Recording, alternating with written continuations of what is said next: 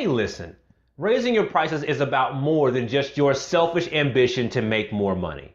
Let's be honest and strategic about what it means to raise your prices in today's video.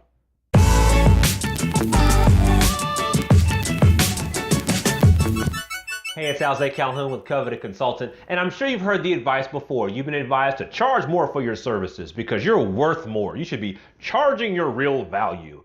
And other kind of clickbait-y headlines. And are you over it? Because I'm absolutely over it. Sanity check number one. Going from charging $5,000 per arrangement to charging $50,000 per arrangement is quite a jump and not practical in most situations. However, there is a band that your client has budget for, and you should be considering charging at the top of that band. Okay. Sanity check number two. When you decide to level up in that way, there are some things that you're gonna have to do differently as a company. Sanity check number three. When you decide to charge more for your services, there are certain things that your client is gonna have to do to get more value out of your services. So now with the sanity checks out of the way, let's talk about what happens in that transition. So when you decide to raise your prices, there's kind of this before and after thing that takes place. Number one is that when you're in the mix with everybody else charging what everyone else charges, you oftentimes get this kind of try and see level of commitment. Well, it doesn't cost that much, so we'll just try and see, right? What you really wanted though was that full commitment. And so when you charge more, it makes the prospective client, or now to be a current client, pay more attention to what it is that they're about to purchase. And so that you get a different level of engagement.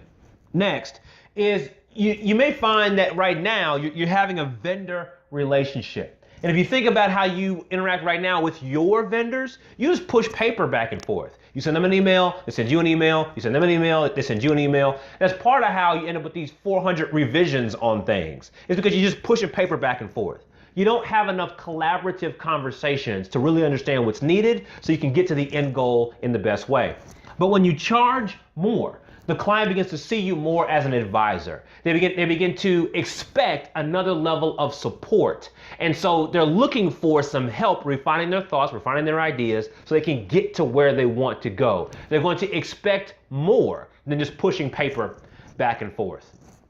Number three is that this is really on your end. When you undercharge, right? When you charge what everybody else is charging, when you desire to serve more, you do passive service. So the moment they sign the check, you get the money, and then you think to yourself, okay, great, that's done. Now I gotta move on to something else. Like you immediately forget the deal. You don't pay real attention to it. And you service it passively when you get around to it.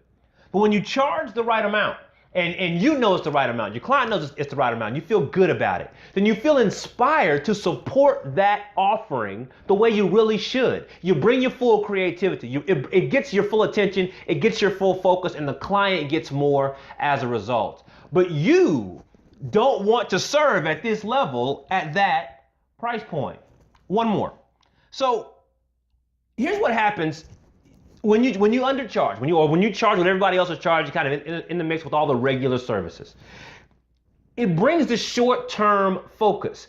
And so here's a quick example. When you go to the grocery store and you buy a candy bar for $1, you don't get the candy bar, you pay for it, you get it, and you think to yourself, well, I wonder what else these people may be able to sell me. I might want to buy more candy from them. You don't do that. You just eat the candy bar and move on with your life.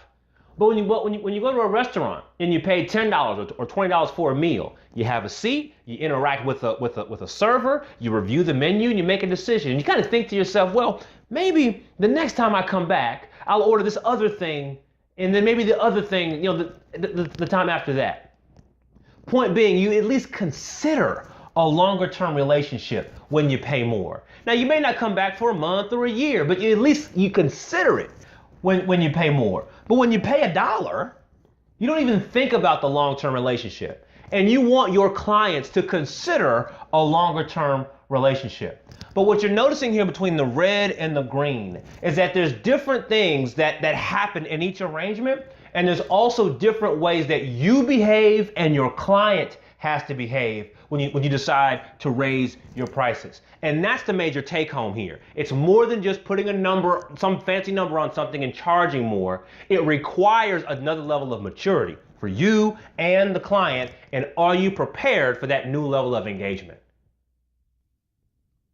Hey, it's Alzay again. Thanks for taking the time to watch the video. I know that these concepts are really neat and clean when they're all laid out on a whiteboard, but if you're looking for a next step, what are your choices here? Well, you can watch another video, you can subscribe to the channel, but if you're looking for actionable support, if you want to be in a community of people working on their digital marketing agency together, there's a free training where I can describe the program to you. It's in the link below the video. It's also on the screen right now. You can click that link, watch the training, and if it makes sense, you can join the community. I thank you so much for your time, and I'll see you in the next one.